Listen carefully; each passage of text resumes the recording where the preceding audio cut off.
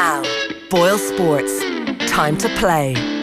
I'm prepared to do anything I can to play for my country again. Do it then. What about your start to the game? It wasn't bad, was it? Why should an honest answer be a mistake? How can a modern day manager not have a mobile phone? Why should he? So, welcome along to the football show. It's Joe here, flying solo this evening, but fear not, because we are bringing you some Clive Tyldesley goodness. Lots of nostalgia from Clive. And we are bringing you Andrew Mangan, he of Arseblog fame, to talk about 10 wins in a row for Arsenal. Quite extraordinary what's going on with Arsenal at the moment, really. They lost 2-0 to Man City first game out the gate and then lost 3-2 to Chelsea. And since then, 3-1 win over West Ham, 3-2 win over Cardiff, 2-1 win over Newcastle. Then Europa League, 4-2 win over Vorskala. Arsenal 2, Everton 0. Arsenal 3, Brentford 1. 2-0 win over Watford. 3-0 win over Qarabag. 5-1 win over Fulham. And then some champagne football last night against Leicester. 3-1 win. And 10 wins in a row suddenly.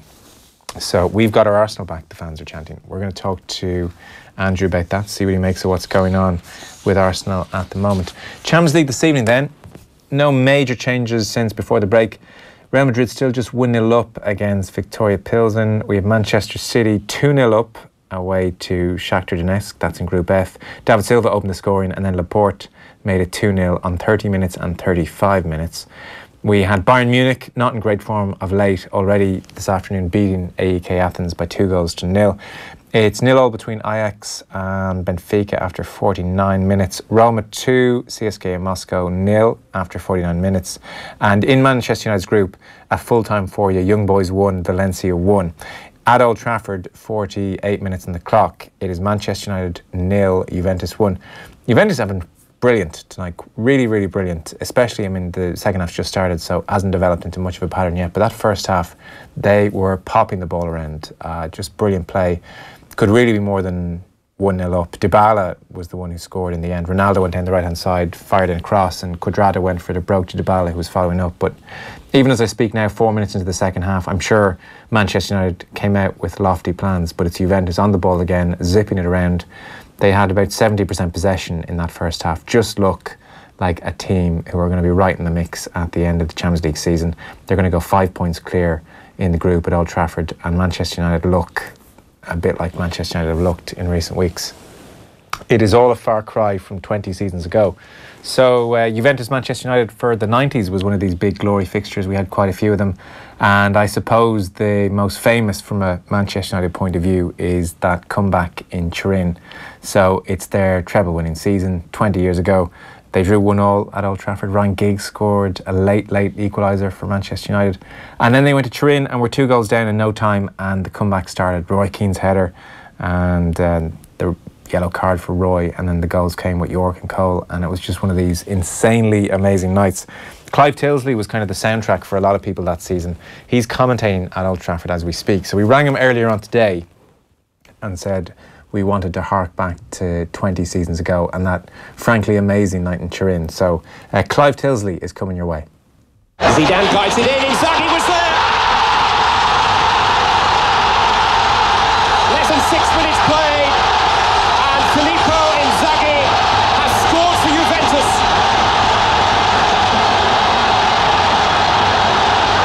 Just as they did at Old Trafford, Juventus strike first, only this time it's come even earlier. Trying to turn the ball across the face of goal, deflected and in. Twice in the opening 11 minutes, Filippo Inzaghi has struck for Juventus.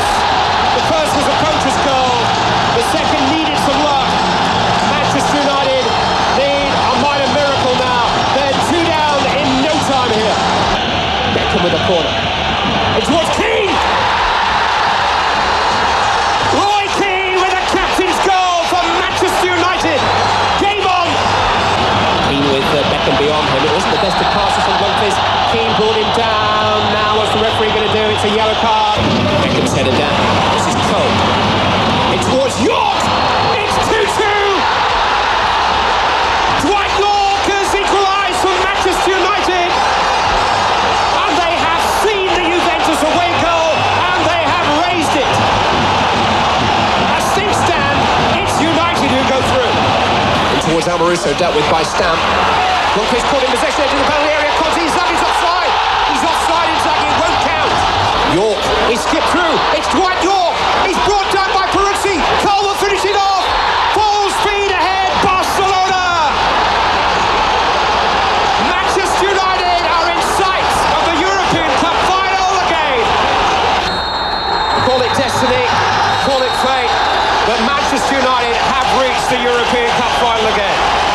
Yeah, 20 years ago. And right there, people, that was when football peaked.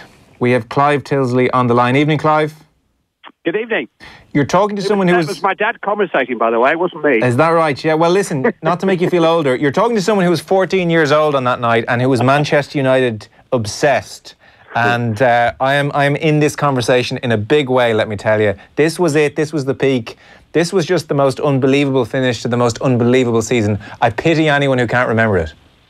I think that there were three extraordinary nights at the climax of that treble season. Obviously, the FA Cup semi-final at Villa Park and the Champions League final itself in Barcelona. But in many ways, the comeback in Turin was what kind of set the stage for the remarkable achievements, the greatest post-match interview ever given, Football Bloody Hell. And that was it. Those three nights were almost beyond any kind of description, beyond any vocabulary. Manchester United had come away from Old Trafford with a draw, 1-1 draw. Ball fell to Giggs at the back post, and it gave them a chance. It gave them a sense that maybe it was possible. But this Juventus team was pretty special. Yeah, and not only did they have Zidane and some very creative players, but they had all of the know-how of the legendary Juventus teams, and they just weren't the kind of side that gave up an advantage in a tie. But Manchester United made it a very open game that night. They made it the game that they wanted to play and not the game that Juve wanted to play. And even between those two Inzaghi goals in the opening 12 minutes, United had a big chance to score themselves and continued to create chances throughout the night. And I say it was a tie, a semi-final one, very much in the spirit of what was achieved during that treble season. I take your point about United creating the chance. That said, when Inzaghi scores the second, and one of them is the horrible deflection and Schmeichel kind of powerless to do anything about it, there was just this sense that, well, here we go again for Manchester United fans. It has a sense of destiny about it now and almost the culmination of a decade's work now. But at the time, there'd been the Dortmund games and the Monaco games. This just felt like another close but no cigar kind of night. It felt over at 2-0, I must say. Yeah, you scored twice in the opening 12 minutes of a semi-final in front of your own fans to leave your opponents with so much to do. What do you have? You have momentum. And Roy Keane's goal was what changed the momentum. Yes, Manchester United were still effectively in the game. They had plenty of time. They were playing well enough to create the chances to get back into the match. But the seeds of doubt were sown in the backs of Juventus minds by that moment, by Roy's towering and actually very skillful header. It wasn't just about power. He angled it beautifully into the corner of the net. And from that point onwards, it really was game on. I mean, some of us may never forgive Jesper Blomqvist for his poorly hit pass to Roy Keane. I don't think Roy's ever forgiven him. I know, as he's getting the yellow card, he's already mid-berating Blomqvist. One of the many remarkable things about Roy Keane as a player was his approach to playing football. He played it with a passion, but he played it as a profession. And like a great golfer who can double bogey a hole and then play the next hole as if that never happened. Roy Keane saw a yellow card, knew what it meant to him, but played the rest of the game as if it hadn't happened. And I was reading an interview with Dwight York on this very subject quite recently, and he said it never dawned on him until the following day, until he actually read about it, that Roy had been suspended from the final because it just didn't show. Yeah. It's interesting in that documentary with Gabriel Clarke and Keane and Vieira.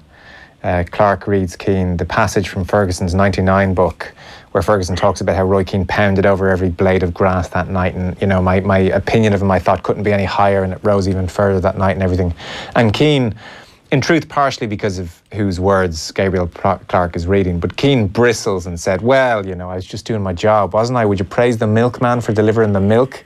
But he did actually put in a fairly extraordinary, iconic performance that night. That is not an understatement.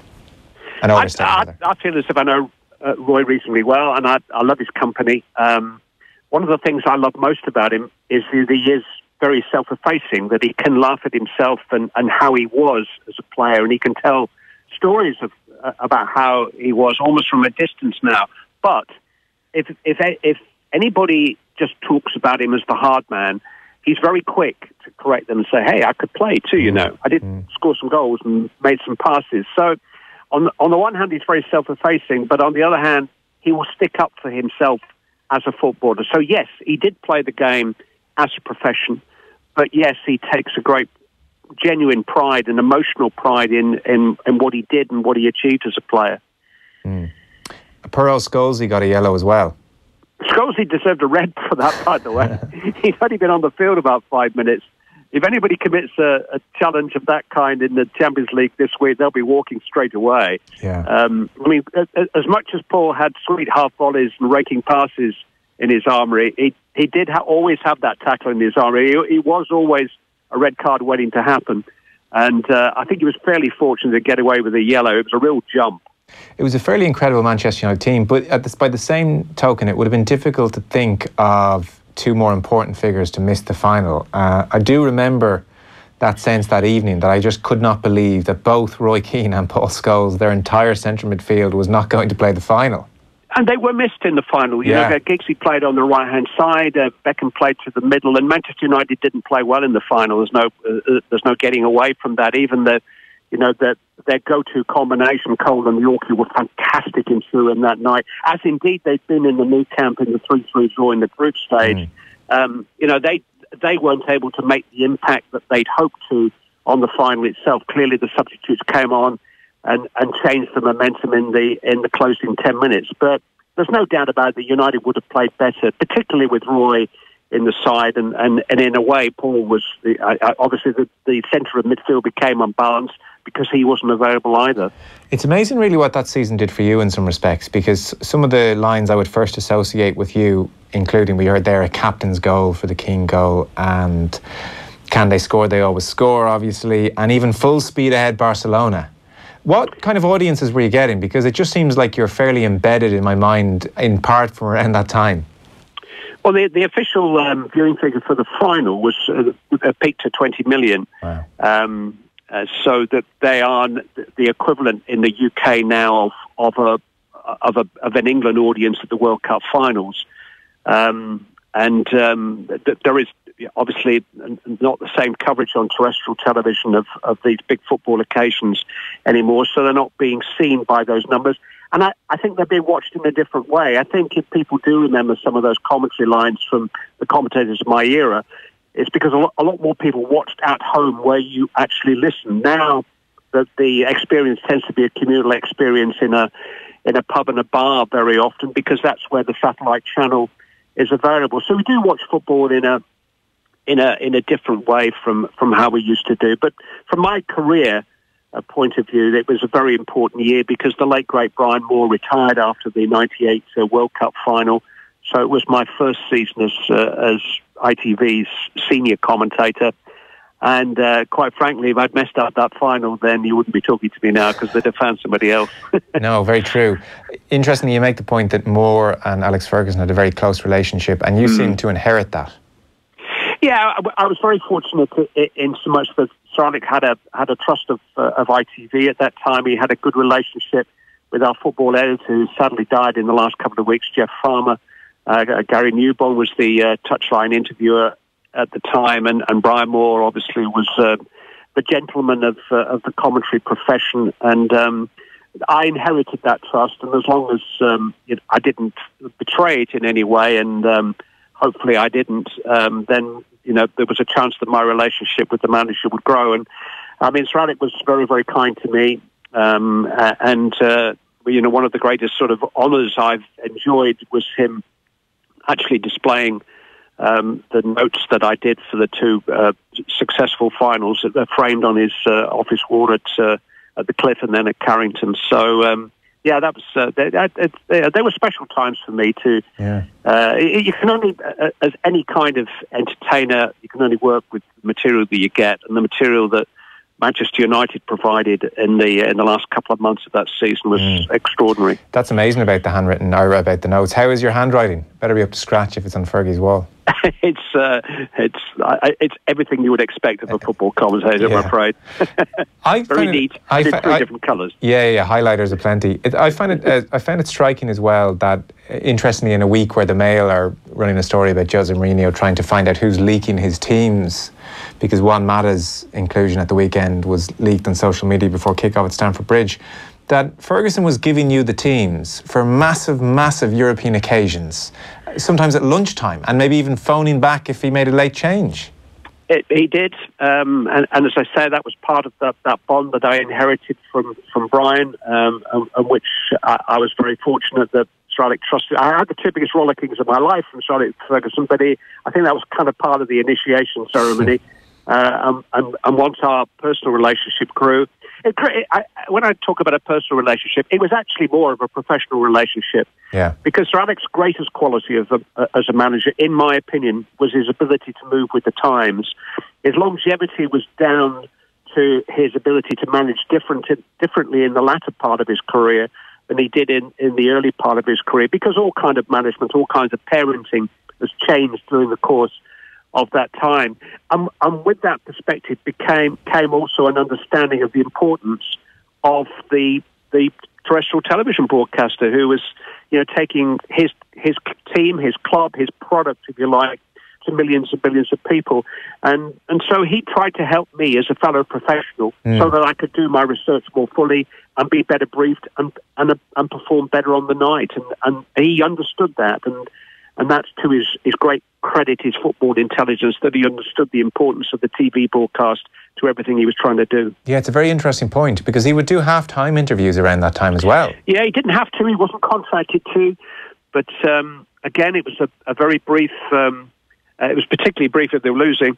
A very brief sort of two-question interview. Yeah. But it would give some insight. And if he'd made a substitution or he was about to make a tactical change of some kind, then he was prepared to share that, not with Gary Newbon or with me, but with Manchester United fans. That's what he got. That he understood the power of television in reaching, and that's all we are.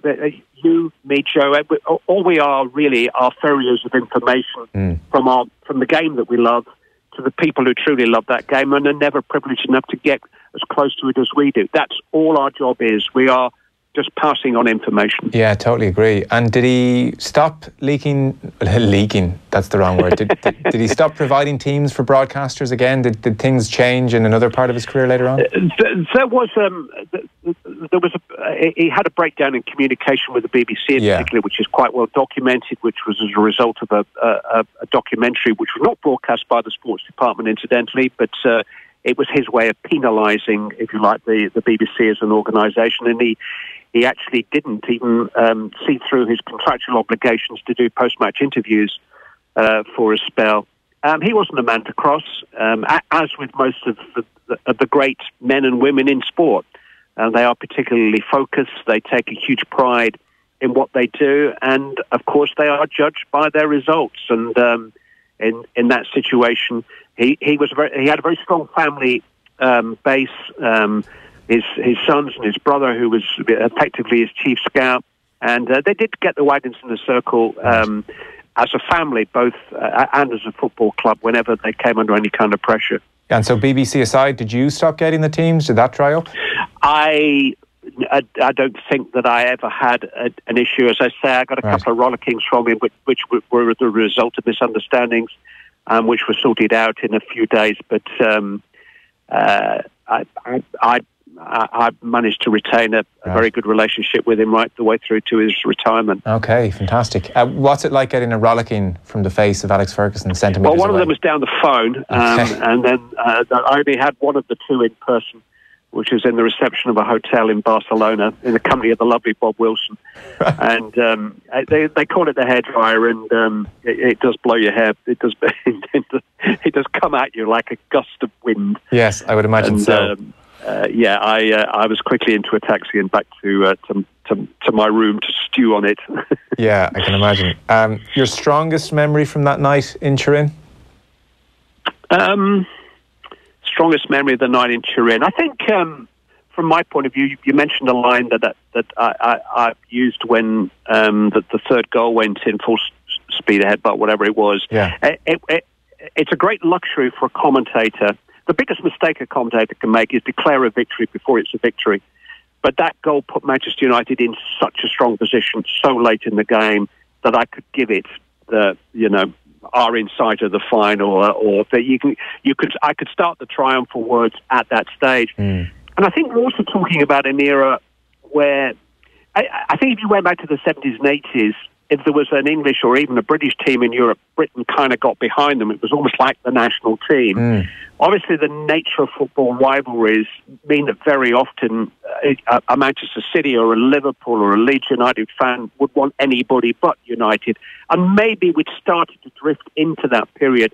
But I think at that time, it had been so long since an English team had lifted the European Cup as it was, that kind of everybody was almost prepared to forgive Manchester United, particularly the way that they went about reclaiming a European honour for the English game. And in that sense, I think I was perhaps had the licence to be a little bit more triumphal at the thought of them reaching a final. Although I'm sure there were millions of those 50 million watching who were cursing me under their breath. Yeah, no, I'm sure. But it's a very interesting point, because I guess my last question was going to maybe centre around that. It does, in my memory, feel like such an exciting time. And of course, being a Manchester United fan in your teenage years probably is a big reason why. And it felt like the culmination of a decade's work. But, it did seem like a fairly glorious period for football. Like we were in a sweet spot where there were still such great players, a lot of them homegrown, and we obviously had Roy Keane and Dennis Irwin in the Manchester United team, which was amazing for an Irish audience. And the football was good and fast and exciting. It just felt like it was a real sweet spot, that period in the late 90s. And I wonder, is that your sense, or do you look back on, Liverpool winning the Champions League and Chelsea won Champions League, and there was a pretty special decade for English football after that. Do you look back on that late 90s, that 90s period when Manchester United were making those forays in as particularly special? I think it's almost become beholden of me not to become too sentimental and to try to remain current as a commentator, particularly when you are fortunate enough to commentate to a mass audience, an audience of the kind that both BBC and ITV were delivering during the World Cup finals, because you were talking to people of all ages, of all genders, of all persuasions. And good broadcasting is inclusive; it's not exclusive. So I'm very conscious of not sounding like I probably sound to my children. I'm probably very fortunate, and we have four children in their 20s, and they probably keep me more current now than I did when I was the father of toddlers, because you kind of disappear into their world. Now I'm getting their reaction, the way they consume media, the way they view football. And I see the football that they love, and I love it every bit as much now as I did in the 90s. So no, I don't get nostalgic, I don't get sentimental. I think it's very important from a professional point of view that I don't. Good, yes. So you're telling me not to be walking around like a grumpy old man saying it was better 20 years ago. I mean, you're going to be thinking about 1999 if you went to Old Trafford tonight. I know you are, but that's, I mean, imagine being a Leicester City fan 2 years ago. You're going to associate success with your, your golden memories of. And listen, everything seemed better. The music, the theatre, the movies. The girls, the boys, everything seemed better when we were 18 years of age. Listen, you're still doing it 20 years later, and you've been very good because you're on tonight. So the best of luck. Thanks so much for making time for us. It's not luck, Joe. It's got nothing to do with it. Thanks. It's good speaking to you. Yeah, thanks a million. Cheers. Bye-bye. Bye now. There you are, some of Clive Tyldesley for you, reminiscing about 20 years ago in Turin that night. And he's still back there this evening at Old Trafford. 20 years on, doing it for ITV for the highlight show later on. Manchester United 0, Juventus 1 is still the very latest, 72 minutes on the clock. Elsewhere, still Manchester City in control away to Shakhtar. They're 3-0 up. And as for Real Madrid, they are at home to Victoria Pilsen and they have scored a second. We'll run you through all the goal scorers in just a moment. And we'll talk to Andrew Mangan as well about Arsenal. Manchester United, by the way, better in this second half. Juventus still posing a big threat, but Manchester United a bit more life about them. They've spent more time on the ball, but they still trail 1-0. 73 minutes gone. Football on Off the Ball. In association with the faster than ever Boyle Sports app for exclusive price enhancements on the biggest games around. Download it now. Boyle Sports. Time to play. Moncrief. Robin, good afternoon. Do you know what? I love your show. I love the speed in which you went from legal positivism to skateboarding dogs. That's the kind of thing that shows that human beings are a multitude. Indeed, though it was a skating dog. It skates on actual ice. It's got little doggy skates. Ice? Yes, in Las better. Vegas. Yeah, it's weird, isn't it? Moncrief. Sponsored by Avantcard. Back tomorrow from 2 p.m. on News Talk. This is a radio ad to tell you that if you're a small business and you go direct to Energia, you get a better deal. That's what we have to say, and we wanted to get straight to it. Because it pays to be direct. Call 1850 363 744 or go to energia.ie/business for a direct quote today. Standard terms and conditions apply. Right now, Burger King has an amazing deal. 10 chicken nuggets for €2.50. That's 10 crispy nuggets for just $2.50. I mean, come on. What can you get for $2.50 these days? One of these things? But do you really need that? Get 10 crispy chicken nuggets for just $2.50 only at Burger King. Offer available at participating restaurants for a limited time only. We've come a long way in the last 25 years. From all being part of Jackie's army to following Martin's men. From nights in with Gaybo to Netflix and chill. From cups of tea in the kitchen to matcha lattes on the go. From getting the shift to having to swipe right. Ooh. And from Skoda being a funny-sounding name to being one of the country's favourite car brands. And we wouldn't change a thing. Celebrating 25 years in Ireland. Skoda, made for Ireland. Professor Walter McNicholas from the Sleep Disorders Unit at St Vincent's University Hospital here. Did you know 1 in 5 fatal crashes on Irish roads could be linked to driver fatigue? If you feel tired behind the wheel, pull in somewhere it's safe to do so and drink a coffee or caffeinated drink before taking a 15-minute nap.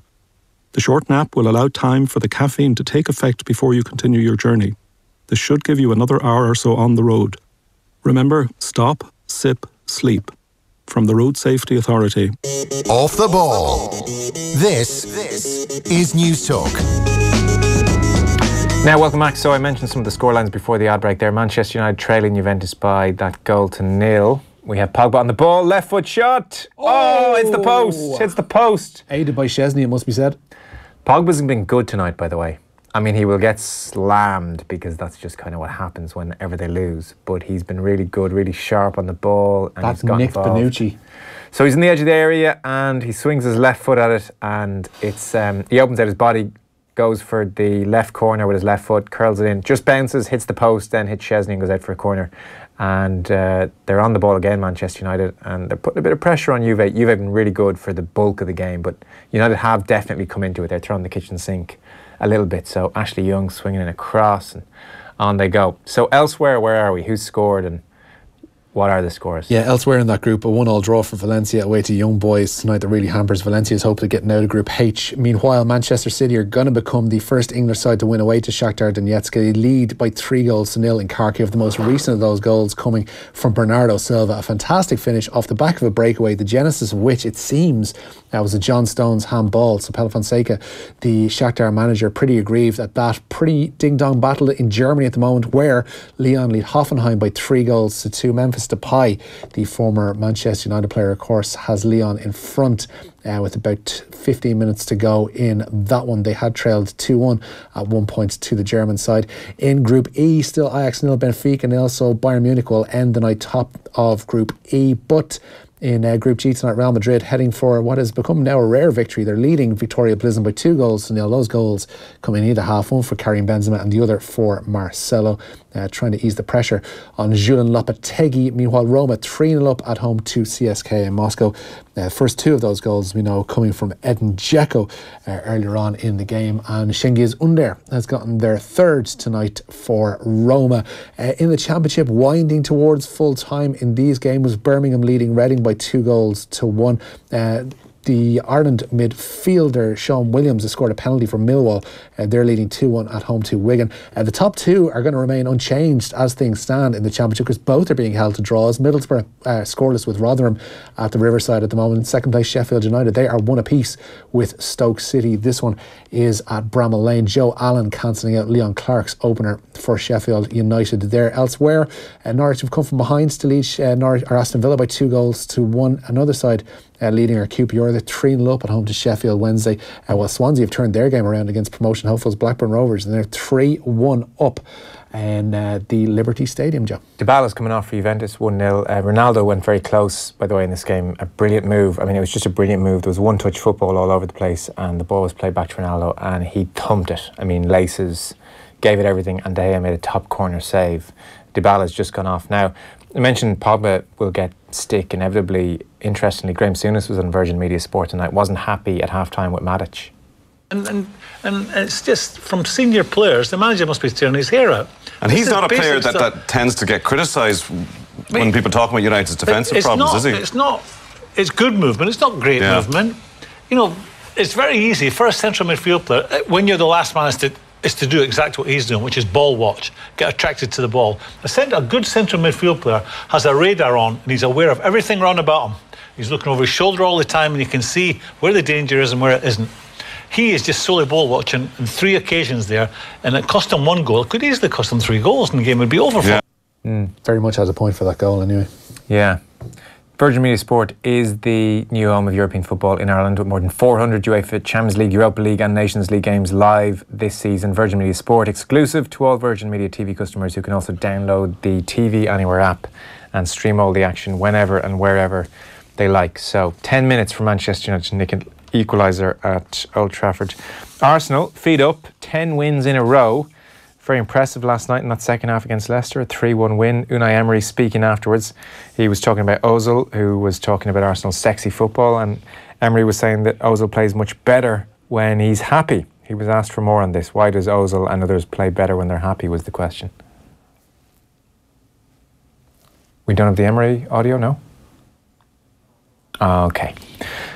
I think he said, I'm not even sure what he said. I thought you were going to do the accent there for a moment. No. I was looking forward to another Joe Malloy accent. To bail us out of this issue, we have Andrew Mangan from Arseblog on the line. Hello, Andrew. Hi, Joe. How are you? Yeah, very well. So, Emery arrived. They lost 2-0 to Man City. That can happen. They lost 3-2 to Chelsea in that very exciting game, and there were a few bright spots. And suddenly we have 3-1 West Ham, 3-2 Cardiff, 2-1 Newcastle, 4-2 Vorskla, 2-0 Everton, 3-1 Brentford, 2-0 Watford, 3-0 Qarabağ, 5-1 Fulham, 3-1 Leicester. I mean, what's going on? This is fantastic.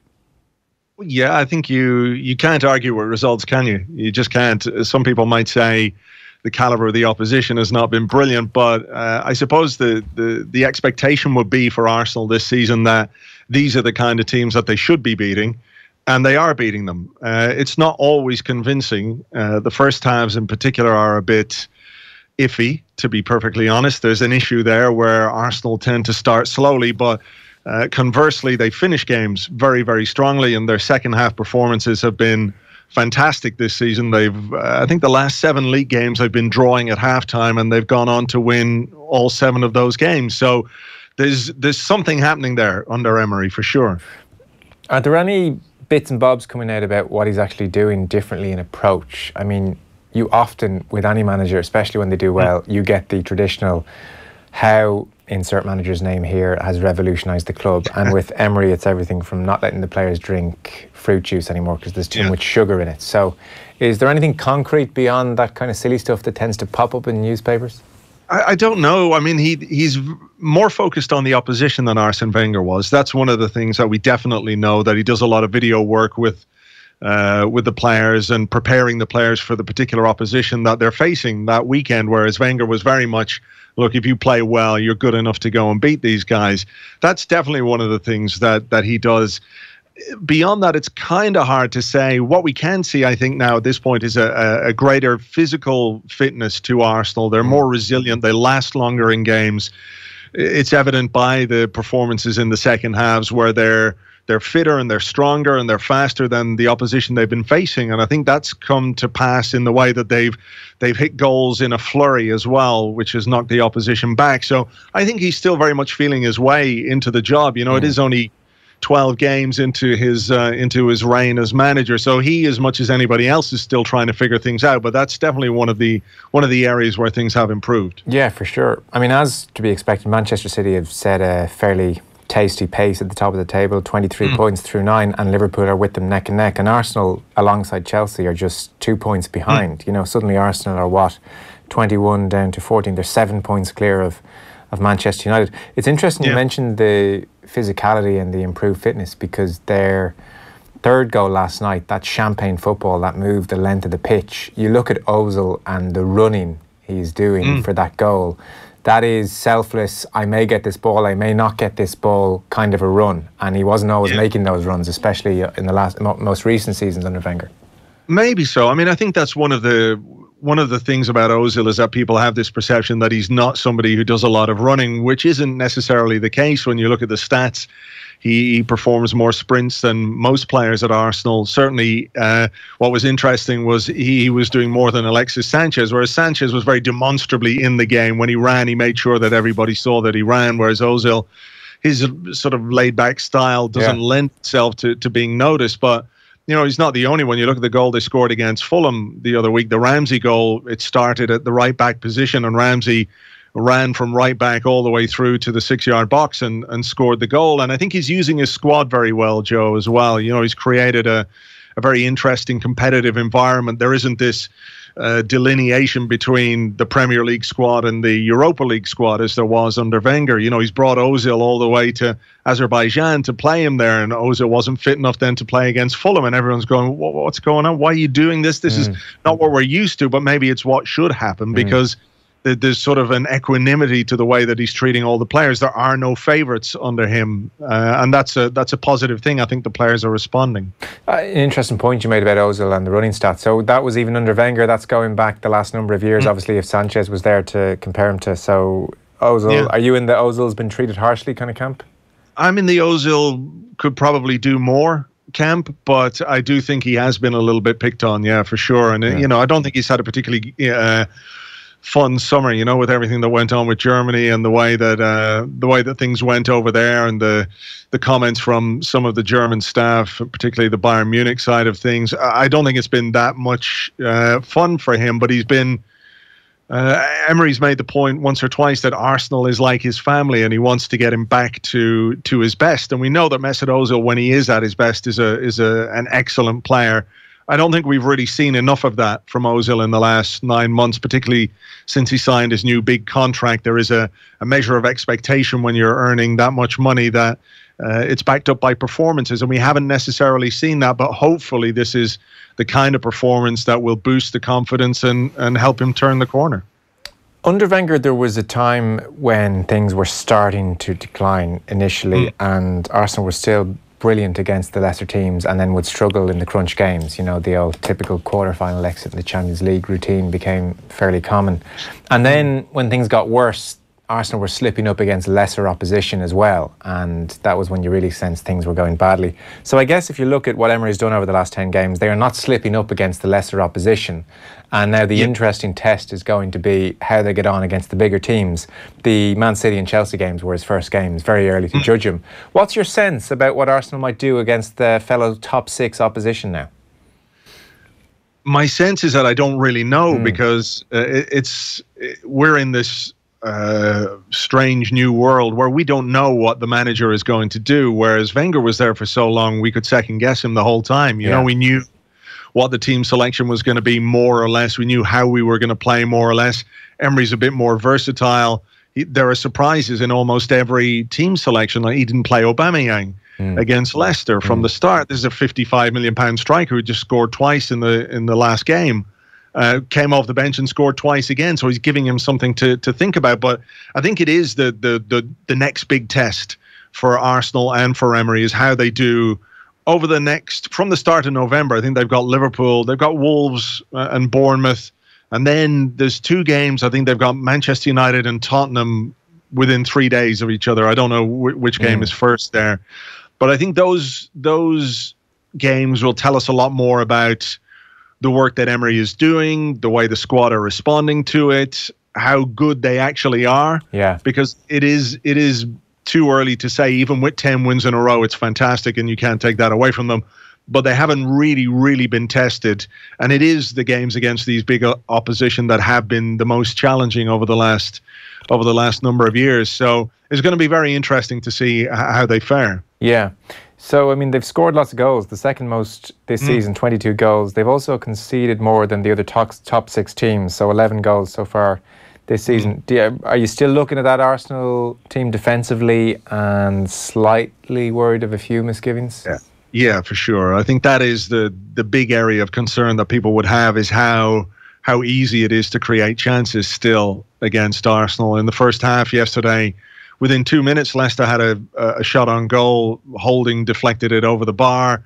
We were cut open a couple of times. Leno had to make a couple of good saves. They could have had a penalty. So the first halves of games, it's not just that Arsenal aren't really attacking well, they're defending badly also. And I think there's an element of riding our luck a little bit, because if you come up against teams with better finishers, with more composure, with better quality in the final third, the games take on a very different complexion if you go a goal or 2 goals down, because you've started slowly and come out of the blocks slowly. So I think there are some worries defensively. Personnel maybe is an issue. We didn't maybe get the player we needed, or players we needed in the summer. They did bring in Socrates from Borussia Dortmund, but there's got to be doubts over Koscielny, who's coming back at 33 from a big injury. Rob Holding is still young. Mustafi is quite inconsistent. So I think that's an area that's causing him some trouble, because he's not quite getting it right at the moment. We mentioned Aubameyang and Ozil. Who else is playing well under Emery this season? I think what's quite interesting is the development of some of the younger players. Lacazette is somebody who came in and did very well. He started the season on the bench and has played his way into the first team. But 2 players who have come through the ranks at Arsenal who were given a bit of a hard time last season, Hector Bellerin and Alex Iwobi, both of whom have shown why Arsene Wenger was prepared to give them a chance at such an early age. I think Bellerin has 4 assists already this season. Iwobi looks much more confident, much stronger, much more skillful. He had a tendency sometimes when things didn't go his way to let his head go down. That's not happening. And I think that's a really interesting part of what Emery is doing, is that the young players are really reacting to the coaching that they're getting under him. The more instruction they're getting, the better they seem to get, Yeah.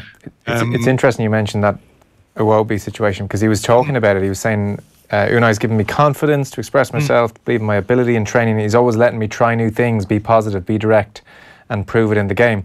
I mean, it's funny. I would have thought Arsene Wenger would be from exactly the same school, but sometimes maybe a change of voice is helpful. Yeah, I think the thing about Wenger is as well, and people will say this and have said this to you, I'm sure, in the past, is that he wasn't the most hands-on coach. Yeah. He had an idea of how he wanted his team to play, but also he was prepared to let players learn from their mistakes or realize what it is that they were doing wrong. And that's fine when you're Dennis Bergkamp or Thierry Henry or Patrick Vieira, and you're not only a world-class player, but you're supremely intelligent as well. You're a man, and you can make those decisions, and you also have experience around you. And I think sometimes, and I think it's probably more true of footballers these days than it was in the past, the more instruction they have, the better they seem to respond to that. Yeah. So what do I do in this situation? What happens if I'm up here and the ball is lost? All of that stuff is something Emery pays attention to, the fine details. And I think the younger players are really responding very well to that. Yeah, it's why our national team is in such good shape at the moment. What kind of character is Emery turning out to be? It's hard to say, because he's still learning English. His press conferences are a bit of a chore, to be perfectly honest. I mean, whatever you thought about Wenger, his press conferences were always interesting because he always had an interesting story, or he would talk about things that maybe weren't anything to do with football. Yeah, sorry to interrupt. You'd actually really miss that aspect of Wenger in a big way. Like sometimes I would just go and watch the full 15 minutes on YouTube, because it could go anywhere. It was great. Exactly. Whereas Emery is learning English, and I think he's sticking as much as possible to football dialogue and football expression. So it's hard really to get a sense of who he is. What we can say is that he is somebody who really wants his team to work hard. That's something that he stresses time and time again, that he wants the team to work hard at the very bare minimum. That's what he's expecting from his players. If he doesn't get that, they won't play, or he'll take them off at halftime, as he has done. So I think it's that, and the fact that he's come in fresh and he doesn't have any baggage with any of these players. He doesn't owe any of them anything, or he doesn't feel like you've been here for 9 years and I signed you when you were 16. So I want you to be the best player you can be, even if it's not necessarily the right team selection for that day. Yeah. He's willing to push outside those boundaries. I guess a last question. He's certainly made a very, very nice start here. Will he have budget to spend? That's a really good question as well. The lack of Champions League football, I think, has been a bit of a hindrance. The fact that they might be losing, let's say, Ramsey and Welbeck for free when they could have sold them for tens of millions in the summer and reinvested that money. There's some suggestion that the accounts are going to show a loss. We don't know when we're going to get those accounts, though, because Stan Kroenke and KSE are now the 100% owners and don't have to front up at an AGM, as was the case in years by. So it's a little bit more clouded as to what the financial situation is at Arsenal. You have to think that there should be some money to spend, but how much remains to be seen. I think they might be relying on this guy, the head of recruitment, Sven Mislintat, to unearth some gems.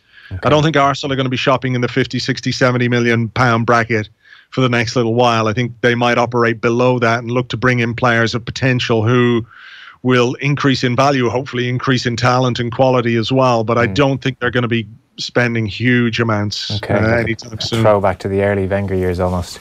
Yeah. Listen, Andrew, pleasure. Thanks so much for that. Much appreciated. Cheers, Joe. Anytime. That's Andrew Mangan there of Arseblog fame. It's gone full time at Old Trafford. It's finished 1-0 to Juventus. Back in a second. Off the ball on News Talk. Looking to light up your home this autumn? Well, at B&Q there are over 180 price drops across lighting to help you do it for less. That's 180 price drops across lighting to brighten up the darker evenings. You can do it when you B&Q it. Do you know, when doing the weekly shop, I make a great effort to purchase food produced here in Ireland, like these Kiltafeely Ballybridge water sausages. Sounds Irish? Product of Ireland? Made in Ireland? Confused? Just because it seems local doesn't mean that it's actually produced here. With the Love Irish Food logo, it means it's produced in the Republic of Ireland using local ingredients when available. Kiltafeely Ballybridge water. Now, where's that again? Don't tell me. Don't tell me. Know where it comes from. Choose Love Irish Food. At AppliancesDelivered.ie, we sell all kinds of washing machines, but there's one model for $179.95 that comes with something very special, a 2-year warranty. And why is that special? Well, for $179.95, most retailers will only give you a 1-year warranty. But AppliancesDelivered.ie is not most retailers, so we double the warranty and give you 2 years. It won't make laundry more fun, but the price should put a smile on your face. T's and C's apply. Check it out at AppliancesDelivered.ie. Off the ball. This is News Talk. Yeah, so full-time at Old Trafford, 1-0 to Juventus. So that's Juventus 5 points clear in their pool. Gary O'Hanlon wonders what game I'm watching. Pogba's been brutal. I honestly don't think he's been brutal. I think that's a bit harsh. I think he was pretty decent tonight. Far from Manchester United's worst player this evening. He's obviously a bit of a lightning rod for criticism. But 1-0, it's finished there. Young Boys and Valencia in that group have drawn 1-1 this evening.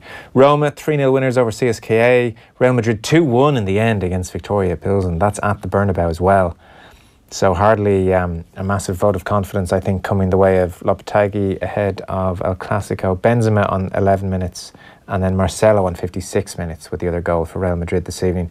Manchester City, very impressive really. 3-0 winners away to Shakhtar Donetsk. Silva opened the scoring on 30 minutes, Laporte on 35 and Bernardo Silva on 71 minutes, making it 3-0. Elsewhere, Bayern Munich this evening beating AEK Athens 2-0. That is pretty much us done for this evening. We have a special Wednesday night rugby tomorrow A bit of a break from the norm. Rory O'Connor will be in for a general chat about things, but we'll also have Conor Murray with us. And I can ask him incessantly what his injury is, so we can look forward to that. We'll keep you updated as well on all the Champions League tomorrow. Liverpool against Red Star Belgrade, Spurs away to PSV Eindhoven. And then tomorrow morning, OTBAM live, 7:45, Facebook, Twitter, youtube.com/off the ball, all the usual places. So that's us done for this evening. Thanks for all the texts and tweets. You can download the Mike Ross interview in the rugby section, offtheball.com/podcast as well. And Tom Dunn is on the way. So we'll see you tomorrow. Good luck.